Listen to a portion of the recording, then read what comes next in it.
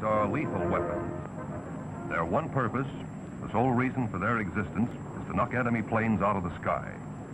They are P38s, and they rank with the fastest and best fighters in the air today. Now, the fact that this is a two-engine airplane does not mean that it's a difficult airplane to fly. On the other hand, the two engines do give it a wide range of performance and extra margins of safety. Some hangar experts insist that it is impossible to bail out of the 38 because of the twin booms and rudders and because of the horizontal stabilizer span. The truth is that it is no easier or harder to bail out of the 38 than out of any single-seater fighter. Bailouts can be made either, one, by turning the plane on its back and dropping out, or two, by getting out the left window and sliding down the wing. Now, don't stand on the wing to jump. The span of the horizontal stabilizer just doesn't affect the bailout. At high speeds, the airflow carries any object straight back and under the empennage, which is actually higher than the wing. Therefore, the only portion of the empennage which is critical is that portion directly aft of the bailout area. Thus, it doesn't matter whether the empennage has a 20-foot span or a 100-foot span. The critical area is still the same. Furthermore, on the 38, there's no vertical stabilizer which can get in the way. Actually, however, the object isn't to bail out of your ship, but to make the other fellow bail out of his. In the 38, you have a weapon which will help you do just that. It's a fighting man's airplane. Tough, rugged, reliable. Its high-speed performance is well known.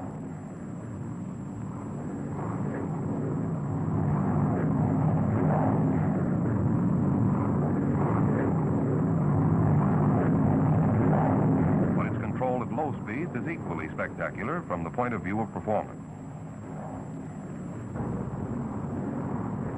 Presented herewith is a new type of airplane, a primary trainer escort, under absolute control at 90 miles an hour indicated. Now, watch its acceleration.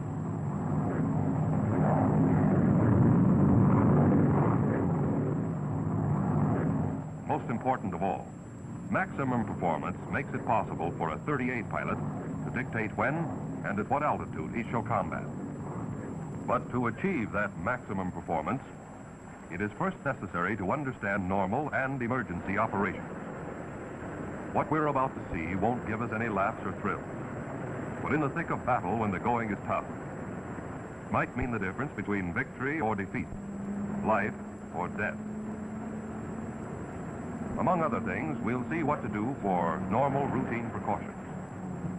For single-engine flight, landing, and single-engine failure on takeoff. How to handle one or both propellers inoperative, or so-called running wild. We will check on use of landing gear and flap emergency extension systems. All of these will be seen for the purpose of achieving the true objective of the airplane, maximum performance in combat. And the men best qualified to demonstrate these operations are the men who know the 38 best. Men who have flown them the most, production pilots. Charlie Brannan, Tom Kennedy, Jimmy Mattern, Avery Black. The pilot who's flown more 38s than any other man is going to take it up from here. He's the chief engineering test pilot, Milo Burcham. We're not going to try to teach you how to fly. You've all had good training in other ships. We're simply going to show you how we handle a 38. Hoping to increase your knowledge and skill, and in that way, add to the effectiveness of the ship and to your own safety. There are certain routine precautions which apply to every condition on every flight. So let's take a look at those right off the bat. Before takeoff, the hatch must always be securely latched.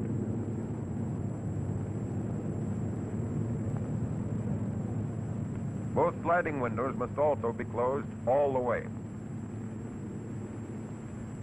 With the windows closed, the airflow is normal.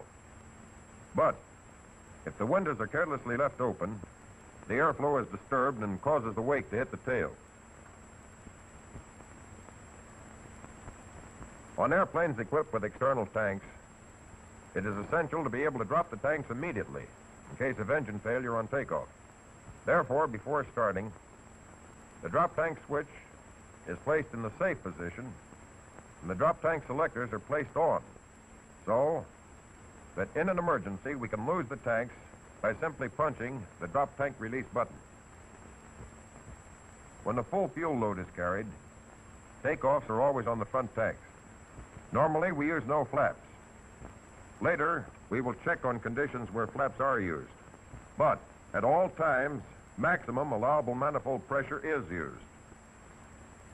Once in position at the head of the line, and after run-up and mag check, propellers are checked in the automatic position. By trying the governors, we make certain that they're really governing.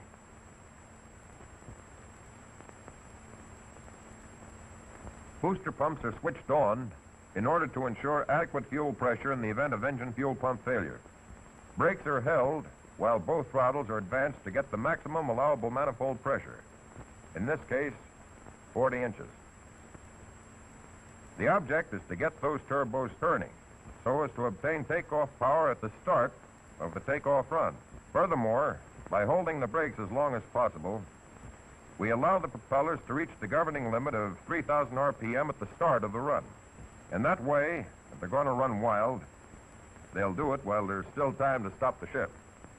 Now, without flaps and using 40 inches of manifold pressure, the 38 starts the takeoff run. Because of the tricycle gear, however, there is no tendency on the part of the airplane to fly itself. Therefore, at about 70 miles an hour, we start to ease back on the stick. At 90 to 100 indicated, after a run of 15 to 1,800 feet, we pull back to break ground. At this point, in spite of the lack of a feeling of lightness, the airplane responds immediately and easily. Gear is upped as soon as the ship is committed to flight.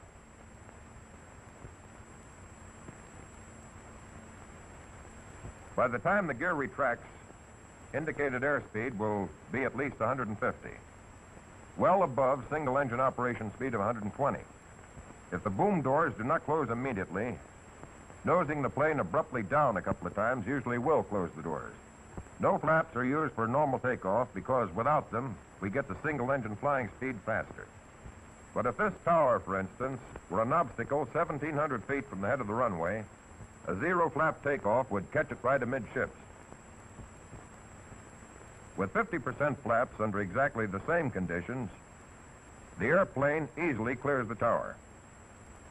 Airspeed will be at least 140 indicated by the time the gear retracts, which is enough speed to retract the flaps without loss of altitude.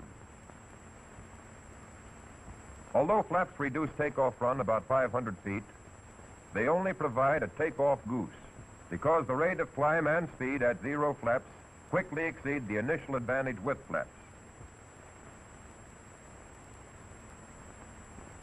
As soon as the airplane is in its climb, power is reduced to 37 inches of manifold pressure and 2,600 RPM.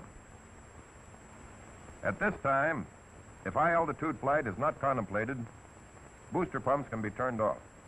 There's very little difference in the rate of climb at indicated speeds of 140 to 180 because what is gained by the angle increase is lost in speed.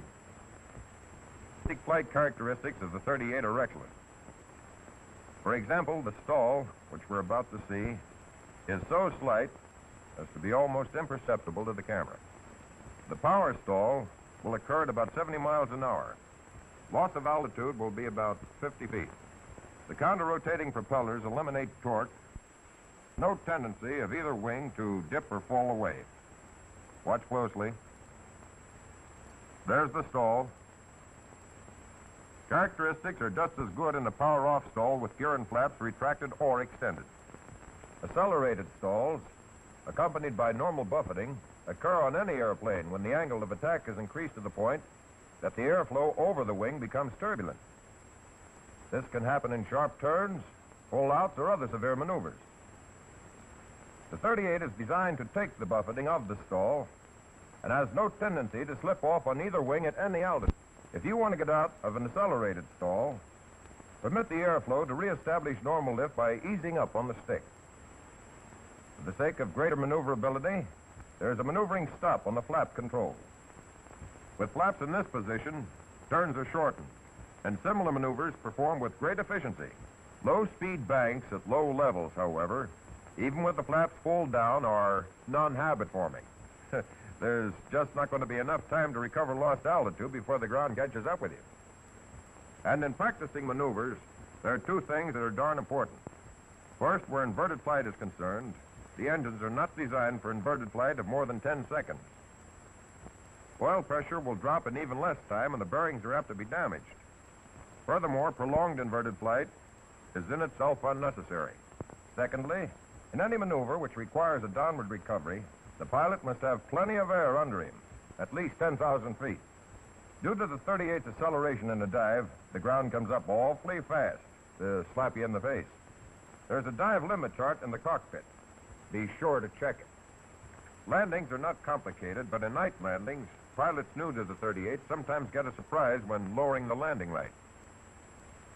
This is due to the fact that the light disturbs the airflow to the aileron. This nibbling feels a bit strange at first, but actually has no unfavorable effect as far as flying is concerned. For the landing itself, propellers are set for 2,600 RPM with about 23 inches of manifold pressure. And to ensure adequate fuel pressure, on go the booster pumps. Gears extended at 175 miles an hour indicated. Flaps at 150. At this time, the toe brake should be pumped to ensure adequate pressure upon landing. Now let's retract the gear again to show that even if the normal extension system fails, there is still no reason to start getting ideas about a belly landing. Two conditions are usually the cause of hydraulic system failure. Either the engine hydraulic pump has gone out, or there's a break in the hydraulic lines. If the engine pump goes out, fluid will still be in the lines, and the auxiliary hand pump can be used to extend both the gear and flaps. No other action except pumping is required, and it will take about 5 minutes to pump the gear down and lock. If, after 2 or 3 minutes of pumping, there is no feeling of pressure against the pump, it indicates that there is fluid failure. In this case, the emergency system is still on tap. The emergency extension system is used in the following sequence. First, landing gear control lever is placed down. Next, the bypass valve is closed by turning it clockwise. Now the hand pump selector valve handle is placed down, and the pump is operated to force the doors open with the wheels. Pumping is continued until all 3 wheels are fully extended and locked. Nosing the ship abruptly up will help force the wheels out. While pumping, the selector valve handle should be checked down to make sure it hasn't moved out of position. Flaps can also be extended by the hand pump. To do this, the flap control handle is placed down. Then the selector valve handle is set to up, and the pump operated till the flaps are extended the desired amount. If for any reason the flaps will not extend, the airplane lands well enough without them. In a zero flap landing, however, allow for float and higher stalling speed. With booster pumps on, the gear down and flaps in 50% position, the approach is made at 120 miles an hour indicated. Speed is reduced to 110. And when the approach is in the bag, the flaps are extended full down.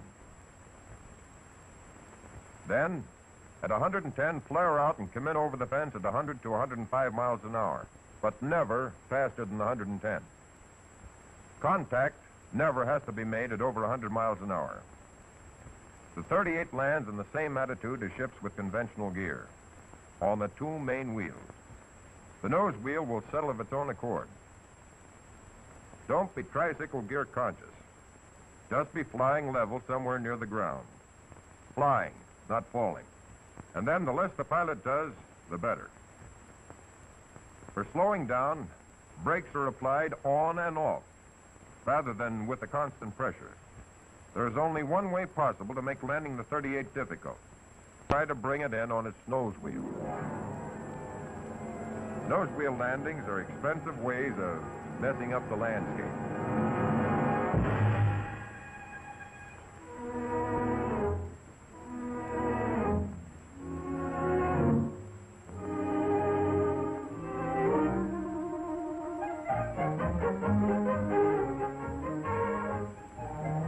And sometime or other, everybody feels a little sorry for pilots just starting to fly single-seat fighters.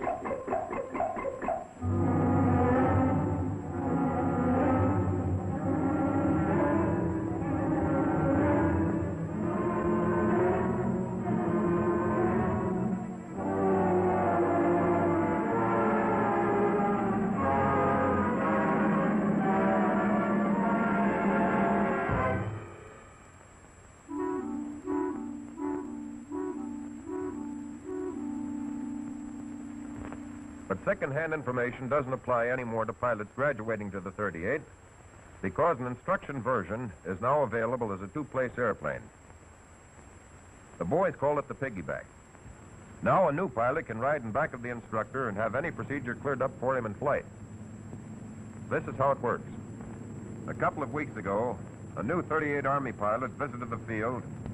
Wrap your legs up, Bill, and make yourself at home. Come on,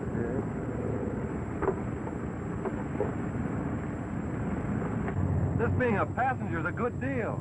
I feel like a colonel already. The last guy thought he was a general.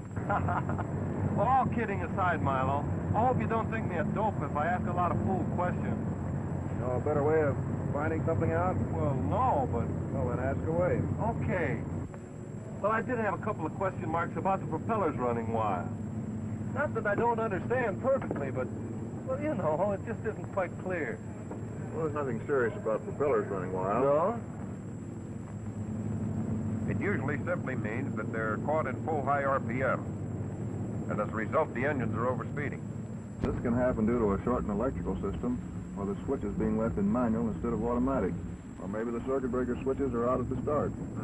But no matter what causes propeller over-revving, retarding the throttles will bring them under control and still leave enough power to at least circle the field and land.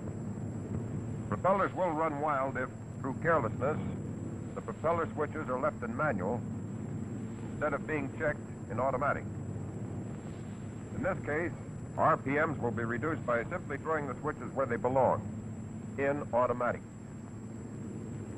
On night versions of the 38, warning lights go on when there's a short in the circuit. If a short occurs, the circuit breakers overheat and jump up. When they do, push the circuit breakers down. They'll have to be held down for about 15 seconds. Otherwise, the heat will just make them jump right back. I gotcha. If we don't let them cool off, they'll pop right back up again. Can we simulate this in flight? When we get in the air, you'll see that holding the circuit breakers down for 15 seconds has disadvantages.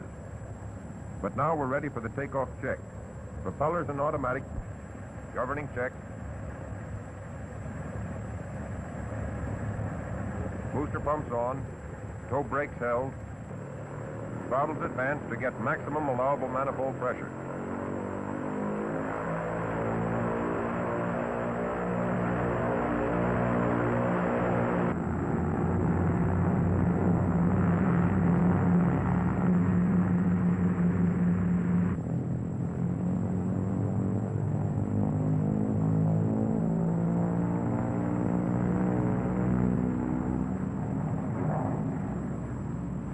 Lights warn us that there's a short, and the propellers jump from 3,000 to 3,500 RPM.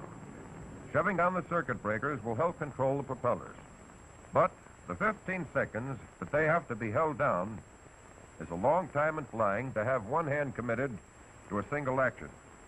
Therefore, it's better to retard the throttles and bring the RPMs down to 3,000 while still maintaining sufficient power to establish level flight before pushing the circuit breakers down. Now, with flight established, the circuit breakers can be held down. And if they stay down, as much power as is desired can be put on. and the propellers will be governing properly. If one engine were damaged by over-revving, the propeller would be feathered right away, and single-engine flight would be necessary. But correct single-engine flight procedure must be followed. There are only 3 main steps. The first step will be to set the dead engine mixture control to idle cutoff so as to reduce fire hazard by stopping the flow of fuel at once. Furthermore, if by mistake we try to kill the engine that's operating, the complete loss of power warns us while there's still time to recover. So if the right engine were to quit, the 3 main steps would be: first, right mixture control to idle cutoff; second, right feathering switch to full feather; and third, right throttle back to close.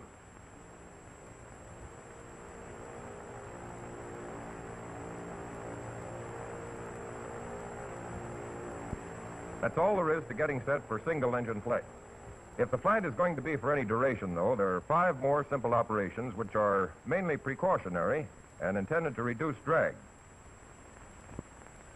Turn the right booster pump off, trim the rudder tab, close the right tank selector valve, close the right press tone shutter, and close the right oil cooler flap.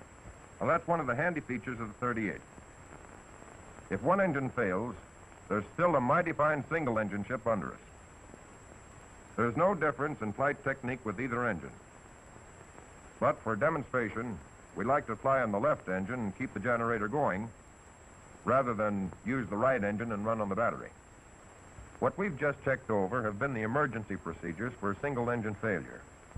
But for practicing single-engine operation and maneuvers, slightly different procedures are followed so that, if necessary, the simulated dead engine can be brought back into operation quickly. In the first place, be awfully sure that the live engine is on the tank with the most fuel. Then, and only then, start the procedure for single-engine practice flight. Now, turn the right booster pump off. Then, by retarding the right throttle, single-engine failure and the resultant yaw will be simulated. Recover from yaw with opposite rudder and throw the right mixture control to idle cutoff and feather up.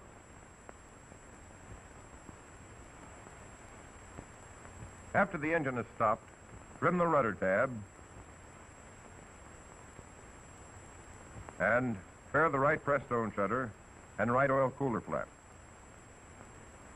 After the engine is stopped and the ship is trimmed, the control should be set in position for immediate unfeathering just in case something should happen to the engine we're flying on, and we have to use the engine being simulated as dead. So, as soon as the propeller is feathered, set the feathering switch in the normal position. Then, raise the guard on the manual propeller switch to the dead engine and set it to the fixed position, and move the governor control to low RPM. Now, with the feathering switch in normal position, the manual propeller switch to the dead engine in fixed pitch position, and the right governor control in low RPM, we can continue single-engine practice flight safely. Unfeathering to resume normal 2-engine flight takes only 4 steps. Manual propeller switch is held to increase RPM until 800 is reached, and then throw the switch to the automatic position. Right mixture control is set to water rich. Check to make sure that there is sufficient oil and fuel pressure.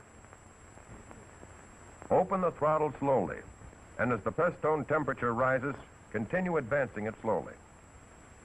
At 25 inches of manifold pressure, RPMs are also increased until power and propellers on both engines are synchronized.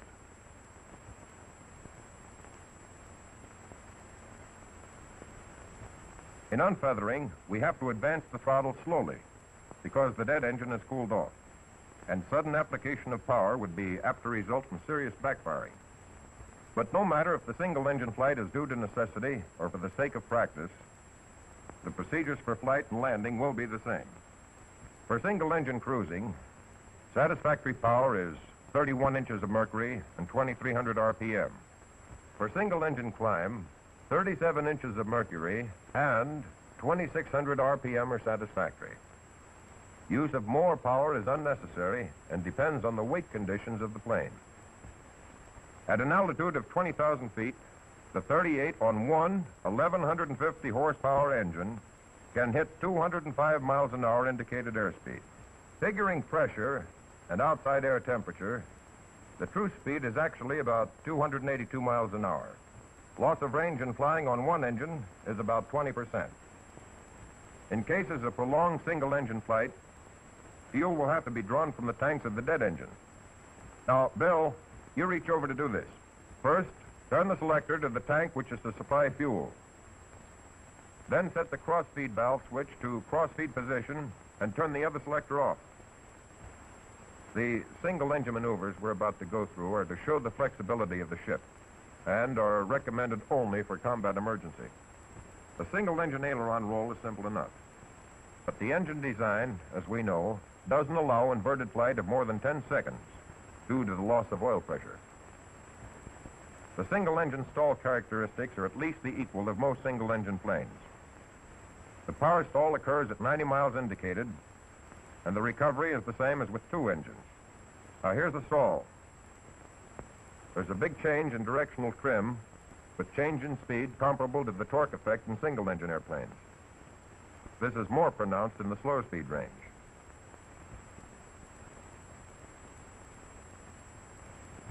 At high speed, the trim approaches the normal for twin-engine operation. And now, while we're heading back for a landing, there's one important thing to keep in mind. Never count on a two-engine plane maintaining altitude on one engine with both the gear and flaps pulled down. The landing approach is made at 2,600 RPM with 20 inches of manifold pressure. At about 160, gear is let down. Cab control will be set at 0 because there's very little torque with low power. At 135 miles an hour, flaps are extended 50%. Power and speed are decreased in the approach pattern, but 120 is maintained throughout the approach. Once full flaps are extended, the landing must be made. There is no choice in the matter.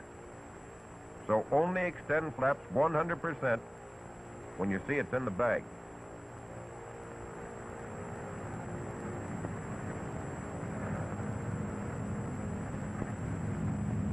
Retard the throttle and come in over the fence at 110. Then flare out, making contact at between 95 and 100 miles an hour.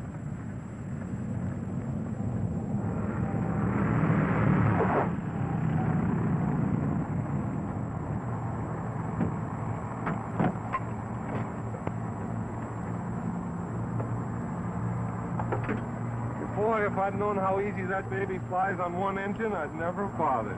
Well, it's not easy and it's not hard. Just know how to practice.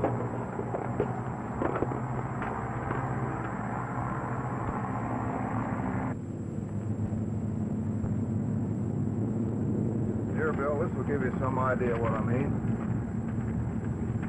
Too flat an approach on single engine is definitely bad. It's apt to result in undershooting the field. The high approach can be made by diving down and leveling off short of the field. But the recommended approach has been found to be the easiest as well as the safest. It's okay to use some power to actually contact the ground.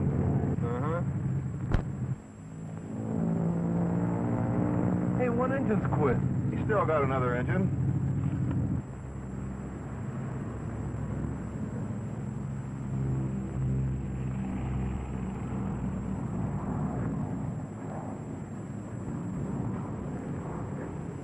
Well, he made it, but boy. Come here, I want to show you something.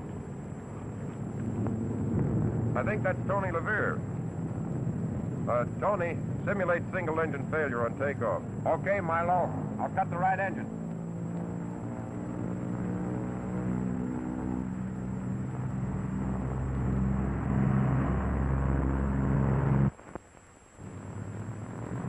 The right engine will quit at 120.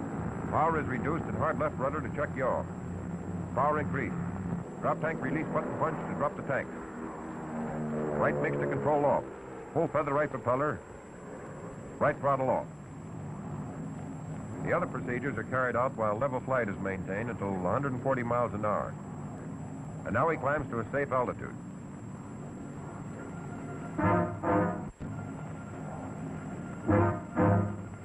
Remember, Bill, this is your first crack at it, so take it easy. Okay.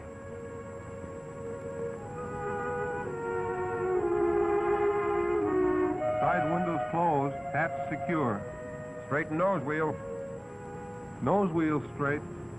Drop tank switch at safe. Selectors on.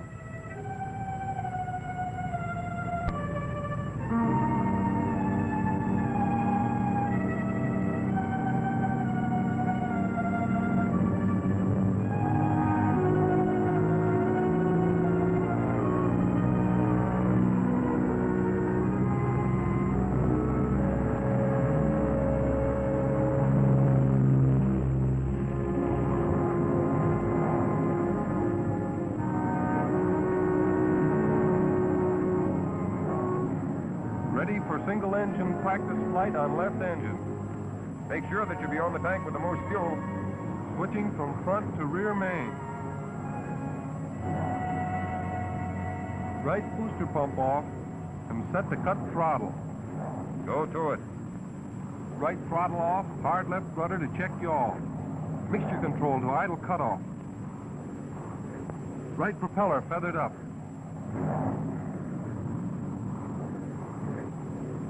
Right engine is dead.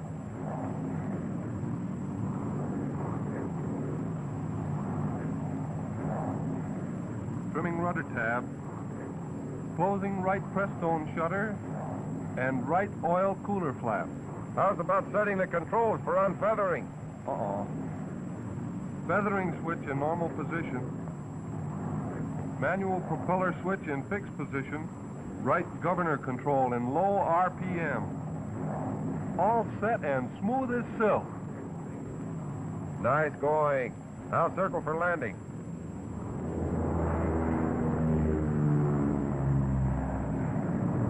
.2600 RPM with 20 inches. Tap control set at 0. Gear down at 160.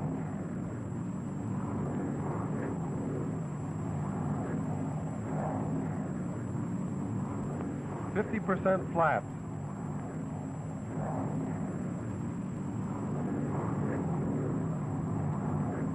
It's in the bag.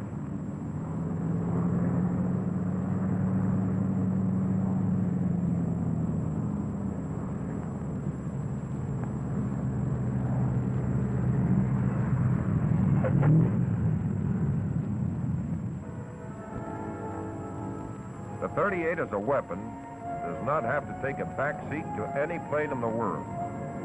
It's a man's airplane, effective and versatile. But remember that it is an airplane, and don't lose respect for it. Learn to take advantage of its strong features, both of safety and attack. The skies belong to you.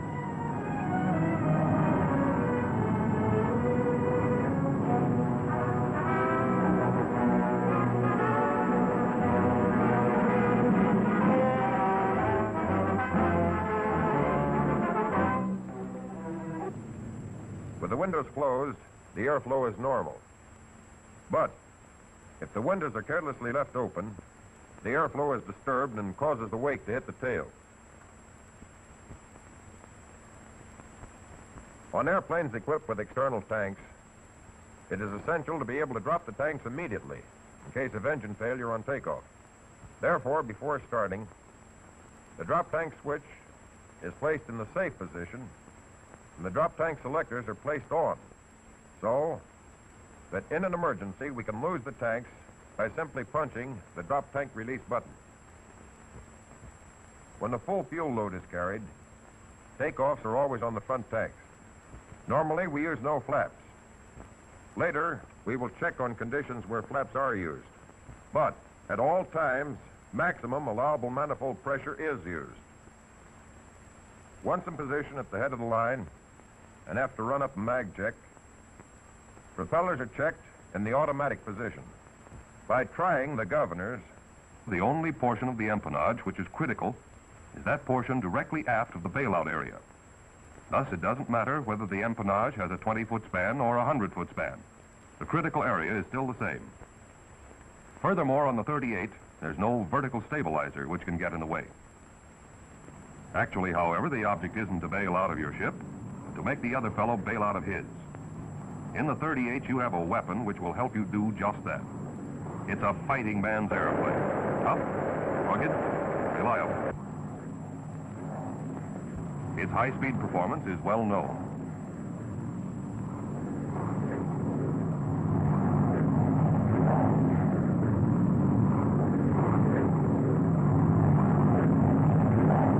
But its control at low speeds is equally spectacular from the point of view of performance.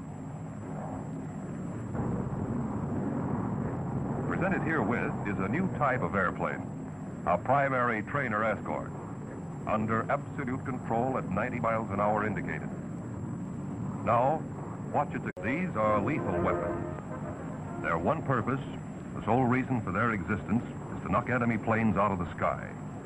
They are P38s, and they rank with the fastest and best fighters in the air today.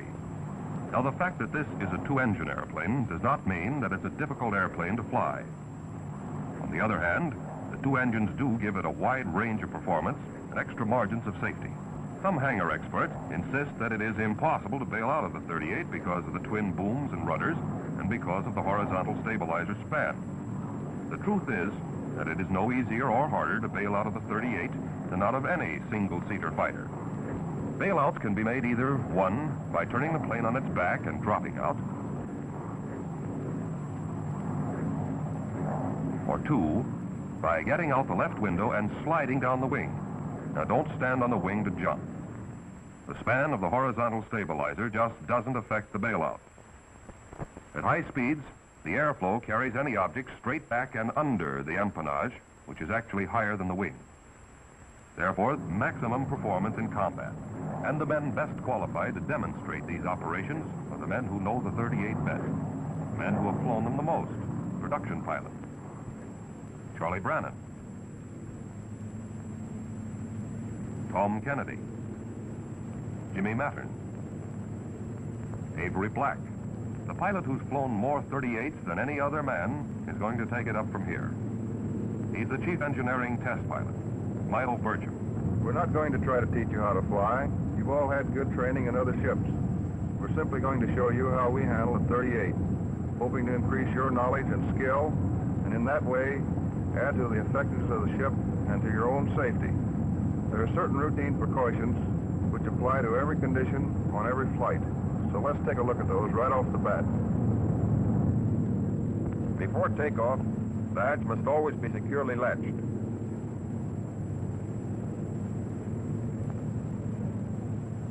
Both sliding windows must also be closed all the way. Acceleration.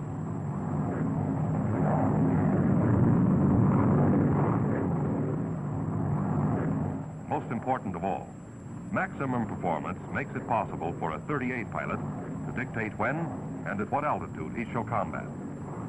But to achieve that maximum performance, it is first necessary to understand normal and emergency operations. What we're about to see won't give us any laughs or thrills, but in the thick of battle when the going is tough, it might mean the difference between victory or defeat, life or death. Among other things, we'll see what to do for normal routine precautions. For single-engine flight, landing, and single-engine failure on takeoff. How to handle one or both propellers inoperative, or so-called running wild. We will check on use of landing gear and flap emergency extension systems. All of these will be seen for the purpose of achieving the true objective of the airplane,